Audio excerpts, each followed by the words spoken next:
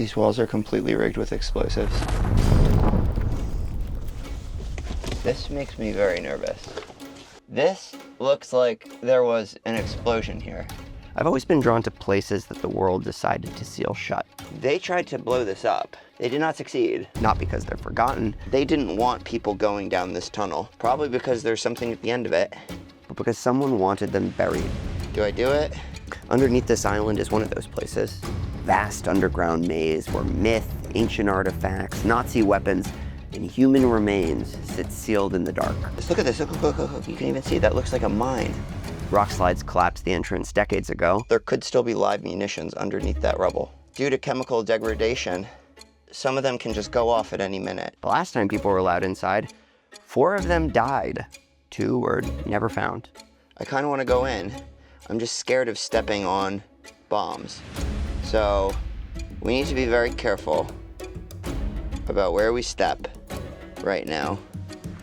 No one's been back since. At least, we thought. I received a message from a woman in Crete.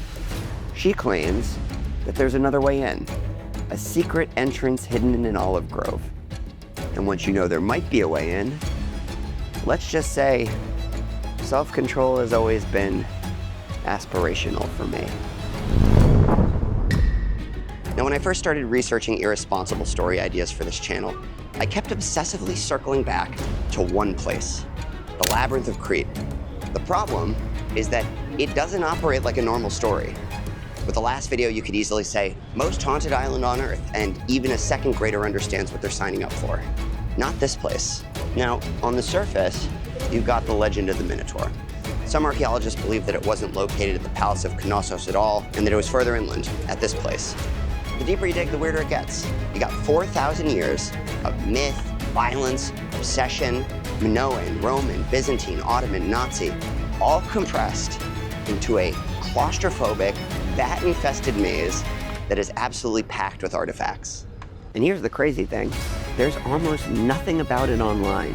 Not because it's insignificant, but because it's been completely sealed off for most of the last century. Which is why I never expected to see that post.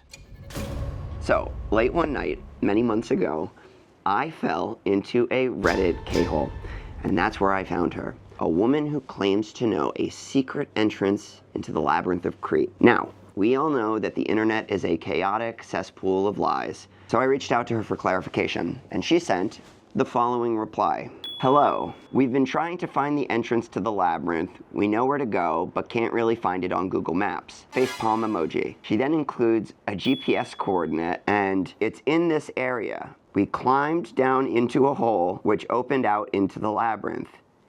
It was a great experience. 5 stars, would descend again. Honestly, I would have taken this all with a massive grain of salt, if not for the video she provided.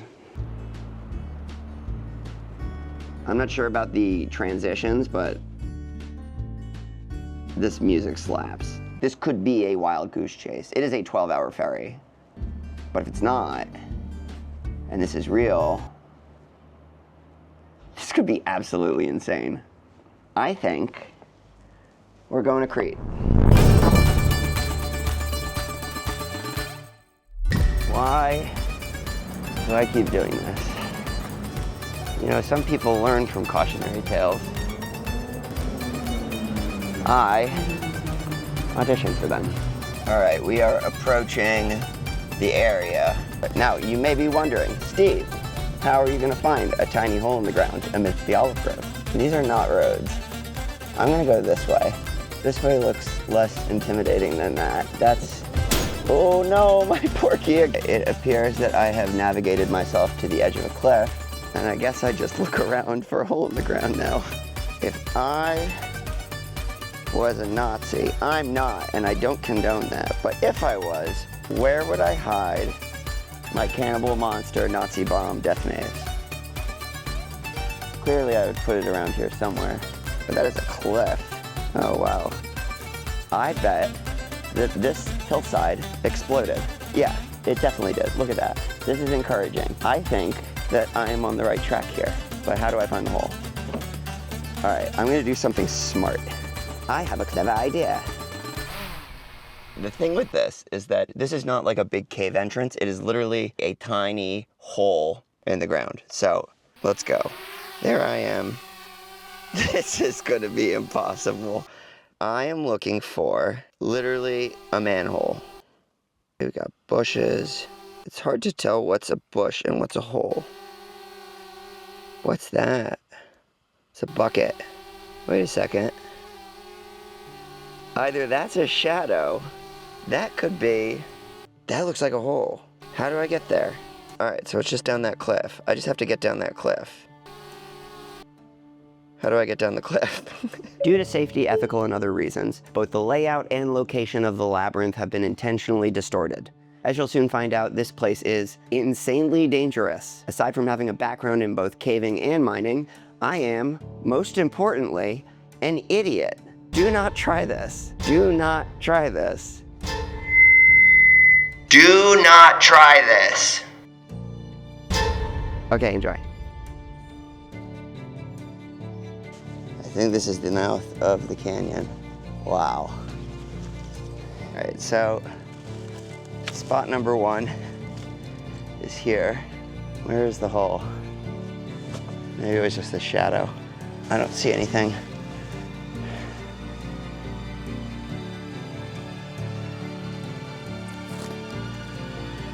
That's a hole. That's a big hole.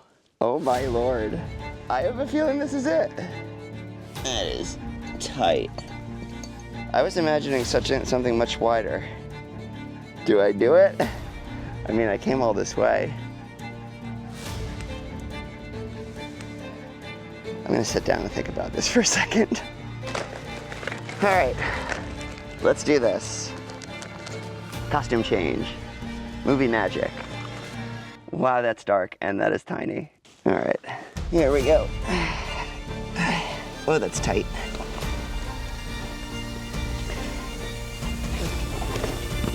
All right. Holy shit.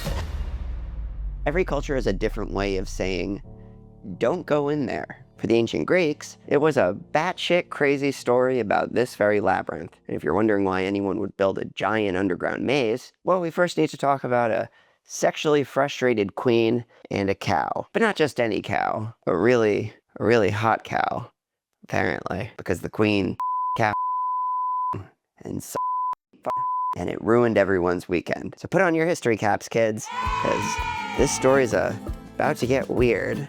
It begins with the god Poseidon having an absolute hissy fit.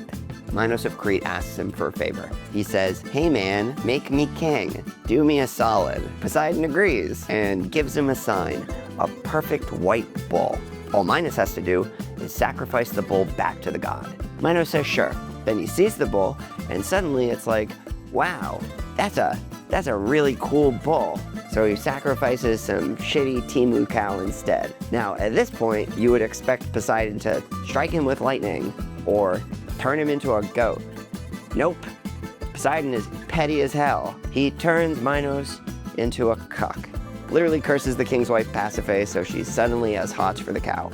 So she summons Daedalus, the world's greatest inventor, and says, hey Daedalus, make me a perverted wooden cow suit.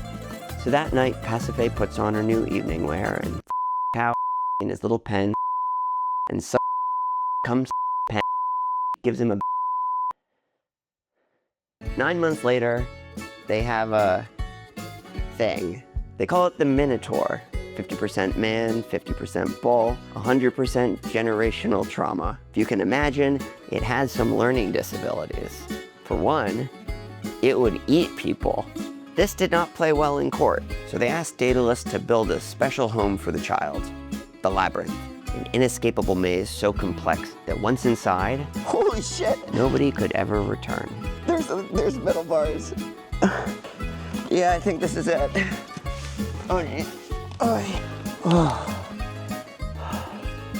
The maze made feeding the creature simple. The victim enters, and the labyrinth does the rest. This is creepy.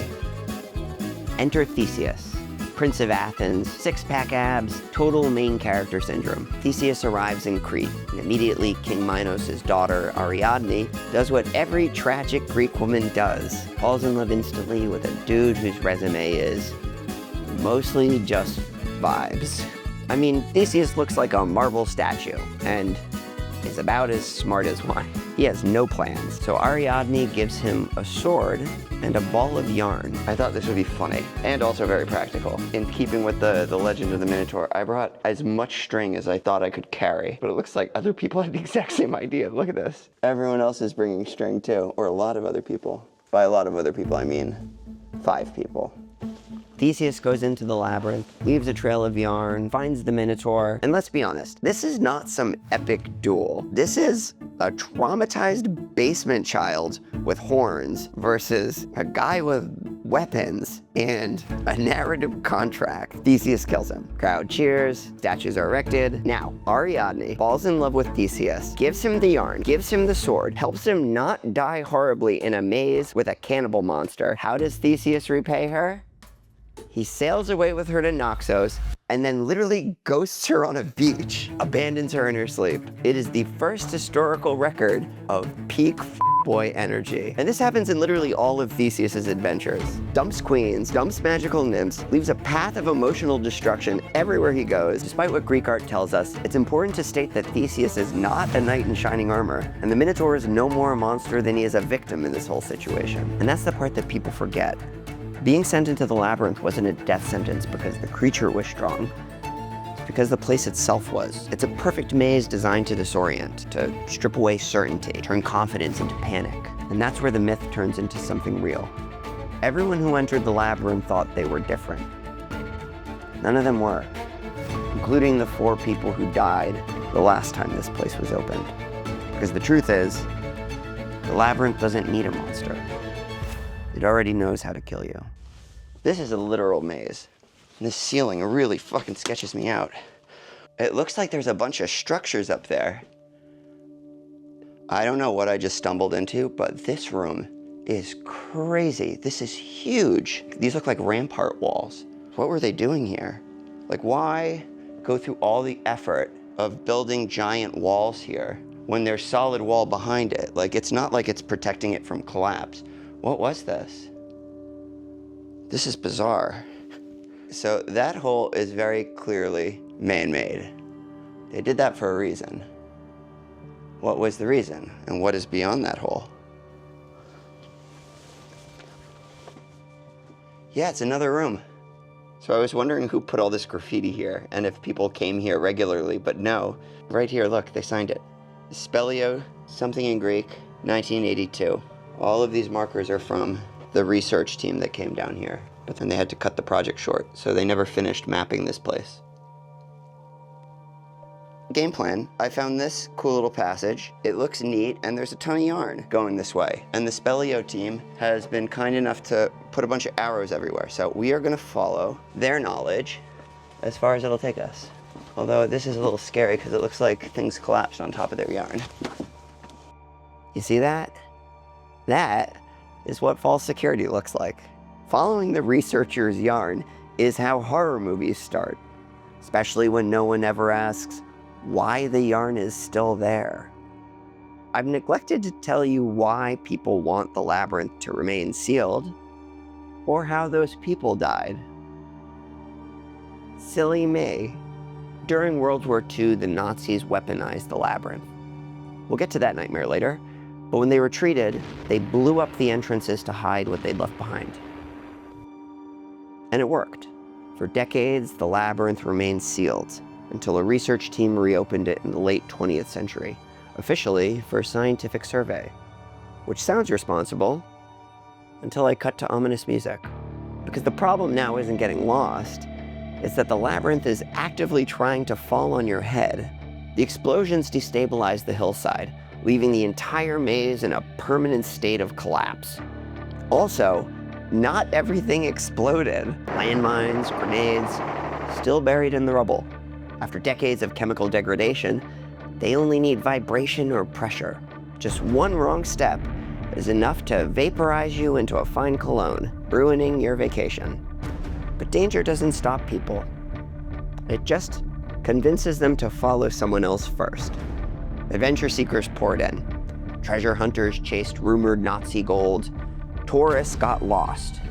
Rescue missions piled up. Then, a bomb detonated without warning. 4 people were killed.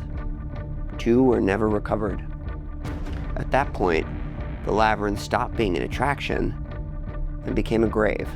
Funding dried up, the expedition ended, and shortly thereafter, a rock slide sealed the entrance again, this time for good. Today, some still argue it should be reopened as a World Heritage Site, but in a country already constipated with cultural treasures, the authorities have already decided. It's simply not worth the body bags. God, this gives me so much anxiety. My heart rate right now, not because of the cave, not because of the explosives, not because of the bats with rabies. I'm scared of the fucking ceiling. This is terrifying. Look at this. This is all totally collapsed. And there's one track that leads up over this really dangerous looking scree. And then there's another track that goes down into this pit. And it looks really fucking sketchy, but it looks like there's signs of life that have gone down this instead of going up there. So I might go descend down this very ominous looking hole. Let's go. Oh, Christ. Oh, geez. Oh, no, no, no, no, no, no. I don't want to hit the ceiling because it is, again, very unstable. Whoa. This does not look fun. I'm really worried about these walls collapsing right now. Look at that. I gotta go down that now. All right, so, all right, we're going on all fours. Here's the truth. We don't know how old this labyrinth is. We have actual evidence that it goes at least back 2,000 years. This is difficult, I'm stuck. Because the Romans used it as a quarry. Ow. Good thing I have a helmet. However, it's possible that it existed before that, when the Minoans were here, which was up to 4,000 years ago. This is very precarious. Oh no, this is scary. And now there's another one, no! This is very claustrophobic. And so far I have seen nothing. There are no clues of ancient thingy things other than walls. I want to see treasures and ancient carvings. It's probably why that lady didn't show up, because she didn't want to be bored.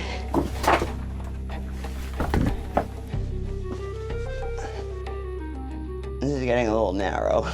Which way do I go? I'm a bit confused. So I might be in trouble. Things were going good for a minute, and I was following the arrows and the yarn. The string seems to have been buried in rock falls. Occasionally I'll reach patches where the strings just disappear. And now the graffiti is starting to contradict itself. They're just pointing at each other. Green is affirmative, but are you trying to go to somewhere cool, or are you trying to exit? Because usually exit is red. I don't know. I'm getting overwhelmed. This is not fun anymore. So many bats. All right, I need to stop and think for a minute. I'm trying to backtrack. Wait, what? Whoa. There is writing everywhere. Everywhere. Look, even on the ceiling. Wild. Oh my God. Is that 1425? No, can't be. That looks like it says 1425, right? This is fascinating. So all of this is graffiti. And by old graffiti, I don't mean like the 80s. I mean like, look at this. It says Joseph Corporal, 1832. And then under it, it says, En santé du 5 mois. And mon français n'est pas bon, but I'm pretty sure that means 5 months pregnant. Oh wait, there's a woman's name under it, Felicia Corporal. Still, girl, what are you doing in this cave when you're 5 months pregnant? Yikes. The really cool ones are hard to see. You have to like shine your light to the side. 1699. That's crazy. Why does everyone write here? The chamber was a guest book. Every surface covered in names, dates, initials, some scratched with knives, some written carefully, as if they thought someone would read them later. They span centuries. The earliest go back to the 1400s, others from the 1700s, the late 1800s. Before any of the darker history that came later, this place wasn't forbidden, it was famous. In the 17 and 1800s, The labyrinth was Crete's biggest attraction. It appeared on every tourist map. People came here the way they visit the Acropolis today. And like tourists everywhere, they left their mark. Being somewhere extraordinary has a strange way of waking something in people. The need to leave proof.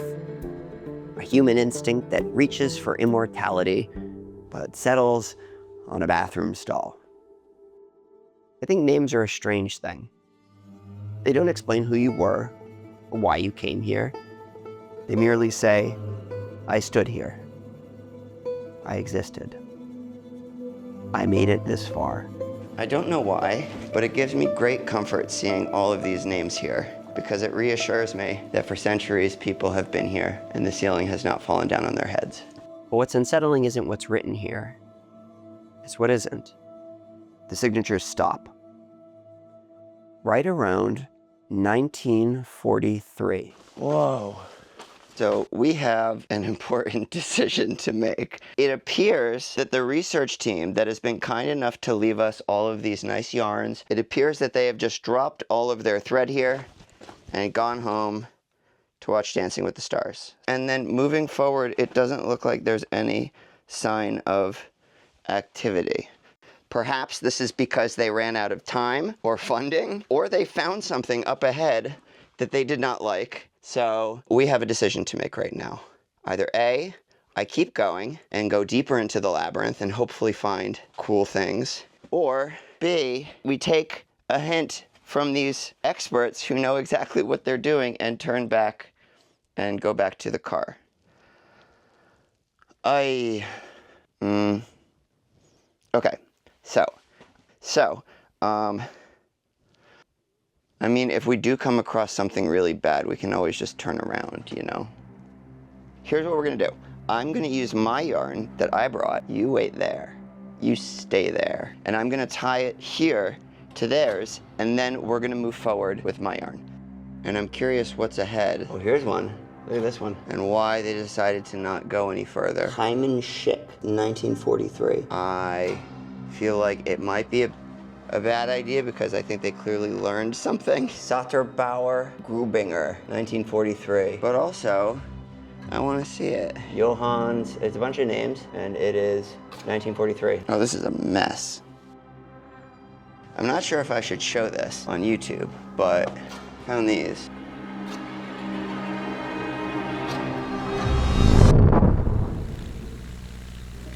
On the morning of May 20th, 1941, the people of Crete looked up, and the sky was full of men. Not aircraft, men.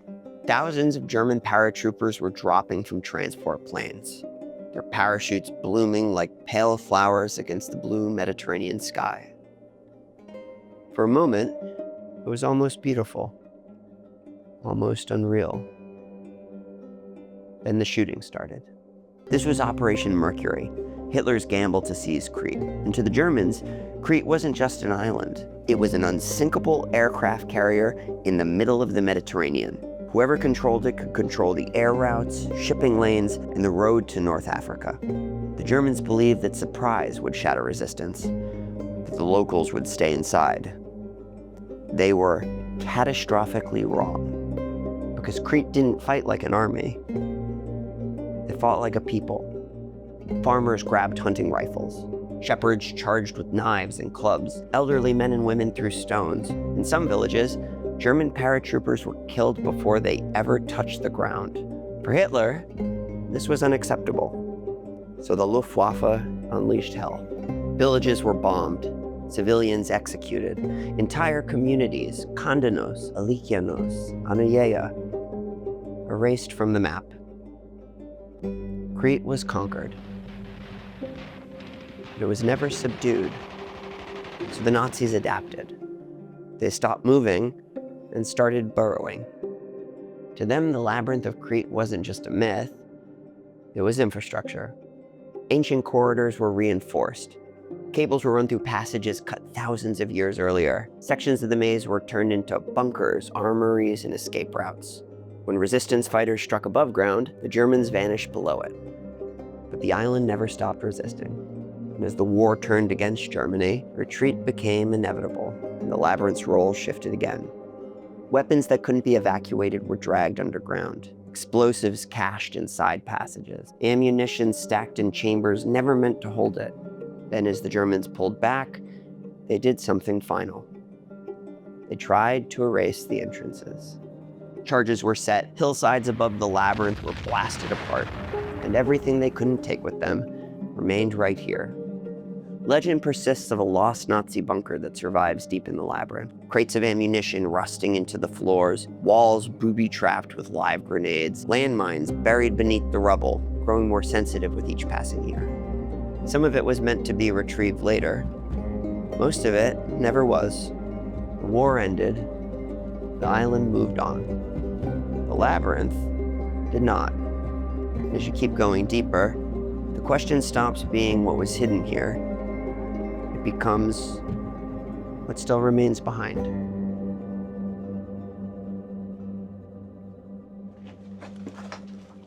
So it is very difficult balancing a thread, a lamp, and a camera. I think I found out why they stopped. There was a bit of a scramble up there. It was a bunch of rocks, so it looked like a dead end, but there was a little hole, and I managed to get through. I thought about turning back, but that kind of looks like walls. They don't look like the Roman quarry walls. They look more clean. Hold on, I'm stuck. This thread is a pain in the ass. Ow. These are definitely walls. This is something right here. Look at this. It looks like some type of foundation. Those look like carvings. Whoa. They look like pictographs. Those are not... If that's a labrys, then this is Minoan. This could be 4,000 years old. And you can tell that they are for one reason. These engravings aren't carved into the rocks. They're being pulled out of it. You see that white bloom on it? That's called efflorescence. Thousands of years ago, they carved this into the rock, and then water that's been soaked through the limestone, it deposits salt inside of those engraving lines, and slowly over time that salt builds up, fills in the engravings, and if it sits long enough, it actually pops out of the engraving. These have to be thousands of years old.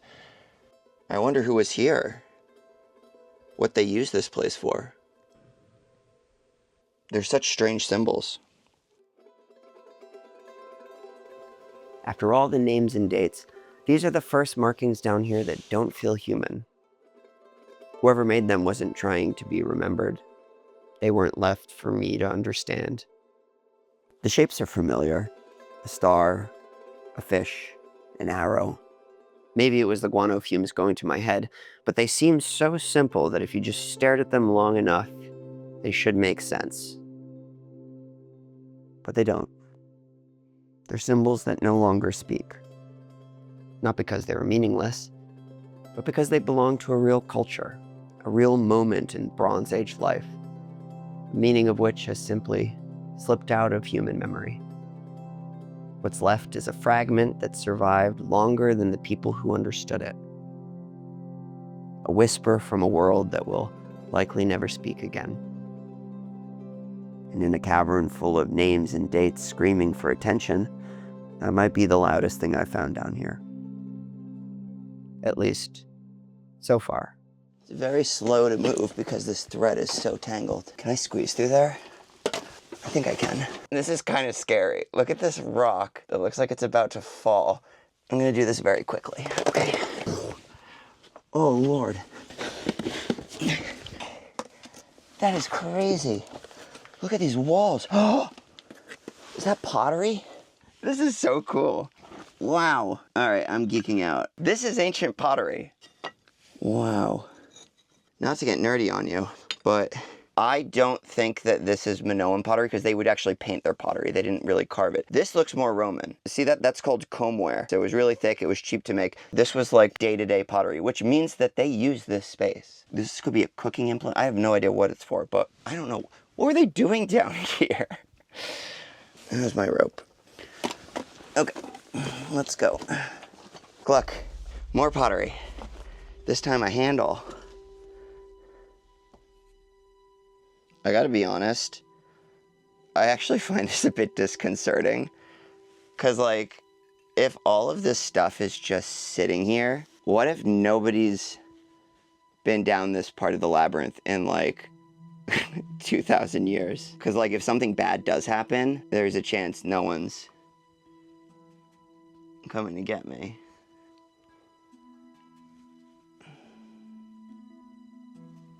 Shall we continue? So, bad news.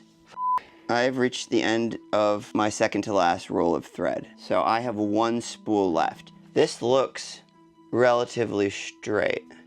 So I think I'm gonna do is I'm gonna save the last spool in case of an emergency. And then if I do get up to any forks, so we have a fork, then I'll just make like little cairns. Look at her, she's gorgeous. So that I can just backtrack safely and I'll know which way I came from.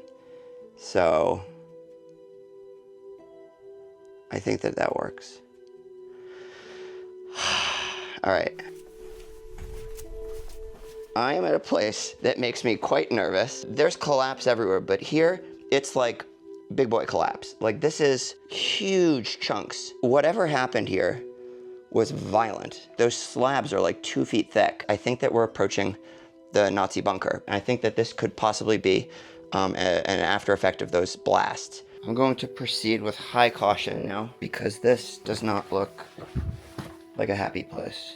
I'm not in a silly mood. What is this? Oh my God, there's a hole. Look at that. In the ceiling. It looks sketchy to reach though. Oh. Yeah, it does lead somewhere. Okay. Whoa. This is scary. That's a tight squeeze up there. I think that this is the only way forward because everything else is all dead ends. This looks like one of those squeezes where it doesn't look that bad until you're like halfway through it and then realize that you're jammed and that you can't turn around. So I gotta do it though. We're gonna do it. This is precarious. Oh wow. All right. Oh, yeah. Okay. Why am I doing this? Oh, Christ. Well, it's quite simple, really. Because I must feel like Indiana Jones at all times. Ah, shit. Or I become, oh no, incapacitated with despair. Like, it's so tight, I can't even crawl. I'm like worm crawling right now. Okay, so update. Remember what I said about being in a squeeze that's so tight that you realize you can't turn around? That. I am in a tube right now, and I can't even lift my head right now. Like, look at my feet. The problem right now is that it is literally so tight that my backpack doesn't fit. I dropped it back there, and I'm trying to reach it, but I have the flexibility of like a Lego figure, and there's boulders in the way. We have two options now. I actually can't even turn around, so that rules out that option. I am breaking every rule of caving right now. You should never do this. Honestly, joking aside, that backpack has my water, my backup batteries, my extra lights, my food, my first aid kit in case something happens, but I can't even reach it. So I'm just gonna keep going forward and then see what's on the other end of this, and then on my way back, I'll grab it. I'm already committed, so on we go. Okay. The Labyrinth has one last story that I need to tell you. Perhaps the most important one of all. It begins after Theseus escapes, when King Minos realizes what's been taken from him and decides that someone must pay. Holy shit. The inventor Daedalus is summoned. He expects death. What he receives instead is something far more precise. It goes so far. Oh, this is gonna be a nightmare. Minos understands Daedalus better than anyone ever has. He knows the architect can survive pain, survive shame, survive losing everything that he's built. There's one thing that he cannot survive: watching his child suffer. So the sentence is simple. Daedalus is thrown back into the labyrinth that he designed, but this time, his son is sent with him. The maze closes. Stone folds inwards. Light thins. Corridors repeat. This is not a punishment meant to kill. It's meant to last. To force a father to watch his child waste away in a prison with no door. To let love do the work that hunger and darkness could not. It's very hard to breathe down here. I think I'm bleeding. Time stretches. The boy grows quiet, but his gaze keeps drifting upwards. Long before collapse and ruin, parts of the labyrinth were built to breathe. Narrow shafts climbed to the surface, letting air and fragments of light deep underground. Birds nested here. Feathers drifted down slowly, collecting in the dark. If I find a place where I can turn around, I'm gonna turn around. Actually, no. I'm gonna keep going. I've come this far. Days passed, then weeks. The boy grows thin. Daedalus grows afraid. He understands the truth now. The sea lies just beyond the walls. Freedom is so close he can hear it, but still unreachable. The labyrinth was built to confuse men on the ground, but it was never meant to hold the sky. So Daedalus does the only thing he has ever known how to do. He builds. Wax scraped from torches, thread pulled from his own clothes, feathers gathered one by one from the air above. He works at night, in silence. It's opening up. The wings come together imperfectly. Fragile, human, enough. Before they try, Daedalus kneels before his son. Fly too low and the sea will dampen the wings. Fly too high and the sun will melt the wax. Stay between them. Stay with me. Oh my God. Look. It's a room. And then they leap. Stone falls away. The labyrinth collapses into geometry. The boy feels it immediately. The lift, the weightlessness, the sudden impossible absence of limits. He laughs as he climbs, higher than stone, higher than fear, higher than his father's voice. Above him, warmth feels like freedom, and the wax begins to soften. That looks not Roman. Daedalus calls for him to descend, to stay between, but the wind takes his words. The sun grows hotter, wax melts, feathers loosen. Do I do it? One by one at first, then faster. The boy notices, not too late, just late enough to understand. We need to be very careful about where we step. His wings unravel in open air. Daedalus reaches for his son, his voice breaking. Icarus! The sun blinds him. He hears the scream before he sees the fall, a shape against the light, and a streak. And then, nothing. At such a height, the sea is no longer water. It meets Icarus like granite. Daedalus watches helplessly as his child shatters against the waves, and the sea closes over him without ceremony.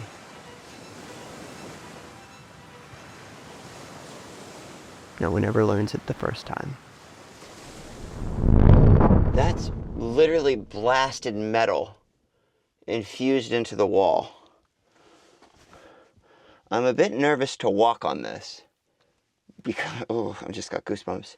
Because a lot of these weapons were live. They buried them live. And that looks like a missile. That looks like an exploded missile head. Oh, geez.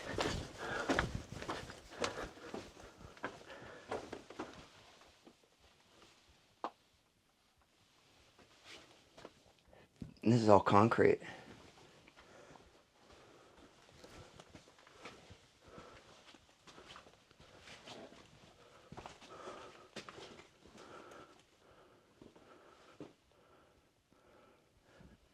I think this is the bunker.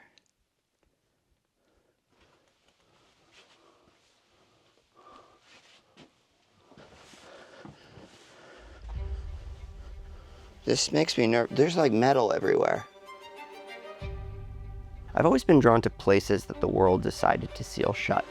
That looks nefarious. I used to tell myself it was because they were sealed, that someone wanted them buried. Oh.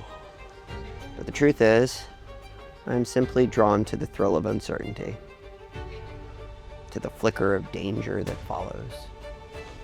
Holy shit. Maybe we all are. We're drawn to what the world warns us not to touch. To feel the earth tilt beneath us. To brush against something larger than our lives. To see how close we can get without falling. It's why people have been coming here for centuries. It's why their names still cling to the walls. It's why you click this video. The world doesn't fence off ordinary places. So when a place is sealed, when it's silenced, when it's erased, you can't help but wonder what survived inside. Humans were never built to ignore mysteries. We lean towards them the way plants lean towards light. A dark tunnel, a sealed door. I'm a bit concerned right now. A place the world decided was too dangerous to enter. Look at this. This is a blast zone. That is completely unstable. But down here, that curiosity has a record. Oh! It left names on the walls. It left weapons under the rubble. And it left people who never came back. Because the pull never feels like a decision. Just a little higher. It's a grenade. A little closer. Those are grenades. That one's still in its casing, which means it's still alive.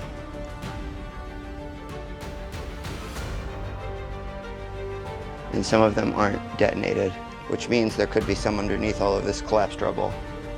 Ascent never feels like a leap. It keeps going. Feels like momentum. The real test isn't in rising, but in knowing when to stop chasing the sun.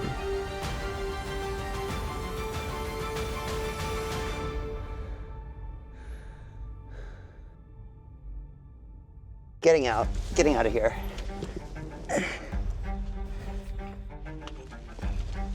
If you're wondering why I didn't turn back sooner, you already know the answer. You're still watching.